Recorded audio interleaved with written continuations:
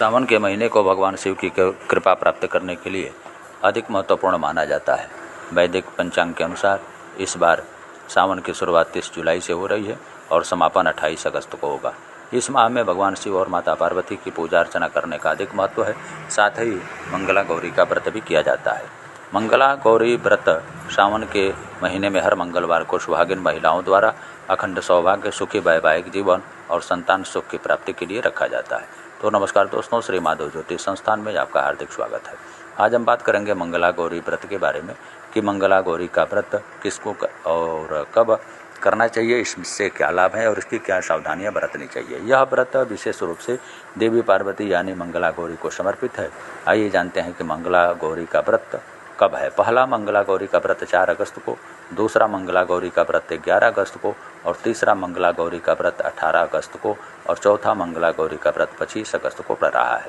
अब बात करेंगे कि व्रत की पूजा की विधि क्या है। तो सुबह स्नान कर लें, स्वच्छ वस्त्र धारण कर लें और उसके बाद व्रत का संकल्प लें, अपना नाम गोत्र बोलें कि मैं अपने पति, पुत्र, पौत्र, उनके सौभाग्य वृद्धि एवं मंगला गौरी की कृपा प्राप्ति के लिए मैं इस व्रत को करने का संकल्प लेती हूँ। ऐसा संकल्प लेने के बाद मंदिर की सफाई करें। उसके बाद लकड़ी के चौकी पर लाल कपड़ा बिछाएं और चौकी पर माँ पार्वती और भगवान शिव की प्रतिमा को विराजमान करें। रोली, अक्षत, फूल अर्पित करें। देसी घी का दीपक जला करके आरती करें। माता पार्वती को 16 श्रृंगार की सभी वस्तु में अर्पित करें। माता पार्वती को 16 की संख्या में श्रृंगार का सामान, बिंदी, चूड़ी, साड़ी, फल, फूल, मेवा, 16 दीपक अर्पित करें। जो महिला उपवास नहीं कर सकती वह केवल पूजा करके कथा सुन लें और उसके बाद विवाहित महिला अपने सास तथा ननद को 16 लड्डू देती हैं। इसके बाद वे वही प्रसाद ब्राह्मण को देती हैं। इस विधि को पूरा करने के बाद व्रती 16 बाती वाले दिए से माँ भगवती देवी की आरती करती हैं। अंत में माँ गौरी के सामने हाथ जोड़ करके अपने समस्त अपराधों एवं भूल चूक की क्षमा मांगनी चाहिए। इस व्रत और पूजा को परिवार की खुशी के लिए लगातार 5 वर्षों तक किया जाता है। अतः शास्त्रों के अनुसार यह मंगला गौरी व्रत नियमों के अनुसार करने से प्रत्येक मनुष्य के वैवाहिक सुख में बढ़ोतरी होकर पुत्र, पौत्र आदि भी अपना जीवन सुखपूर्वक गुजारते हैं। ऐसी इस व्रत की महिमा है। पौराणिक कथा के अनुसार एक समय की बात है, एक शहर में धर्मपाल नाम का एक व्यापारी रहता था। उसकी पत्नी काफ़ी खूबसूरत थी, लेकिन उसके पास कोई बहुत सारी संपत्ति थी, लेकिन उसके पास कोई संतान नहीं था। वह संतान नहीं होने के कारण बहुत दुखी रहा करता था। ईश्वर की कृपा से उसको एक पुत्र की प्राप्ति हुई, लेकिन वह अभी अल्पायु था। उसे यह श्राप मिला था कि 16 वर्ष की आयु में सांप काटने से ही उसकी मौत हो जाएगी।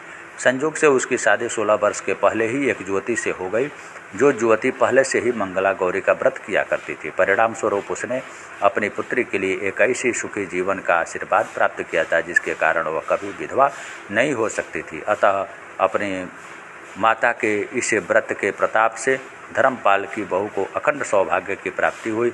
इस वजह से धर्मपाल के पुत्र ने 100 साल की लंबी आयु प्राप्त की। तभी से ही मंगला गौरी की व्रत की शुरुआत मानी जाती है।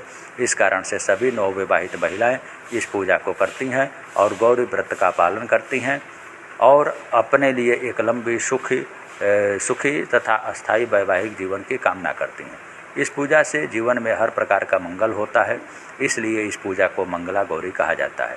जिनके विवाह में दिक्कत आ रही है उनको माता गौरी की उपासना करनी चाहिए, शीघ्र विवाह हो जाता है।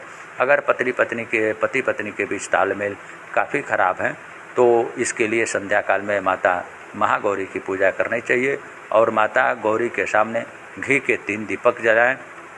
इसके बाद माता के चरणों में सिंदूर अर्पित करें। यह केवल महिलाएं ही करेंगी।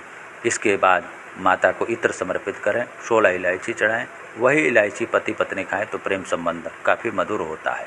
अगर किसी का विवाह टूटने की नौबत आ गई है, तमाम प्रयासों के बावजूद रिश्ता बच नहीं पा रहा है, तो मध्य रात्रि में माता महागौरी की पूजा करें। मंगलवार की मध्य रात्रि में भगवान शिव और माता गौरी की एक साथ पूजा करें। भगवान शिव और माता पार्वती को वस्त्र समर्पित करें। भगवान शिव को पीले वस्त्र तथा माता पार्वती को गुलाबी वस्त्र समर्पित करें। माता गौरी को सुहाग की सामग्री जैसे सिंदूर, चूड़ी, बिंदी, आभूषण, मेहंदी अर्पित करें और प्रार्थना करें गौरी शंकर से, तो तलाक की स्थिति नहीं आती। दोस्तों, आज के लिए बस इतना ही। आप सभी को मंगला गौरी की हार्दिक शुभकामना। आप सभी लोगों का घर परिवार खुशियों से भरा रहे, इसी कामना के साथ विदा लेते हैं।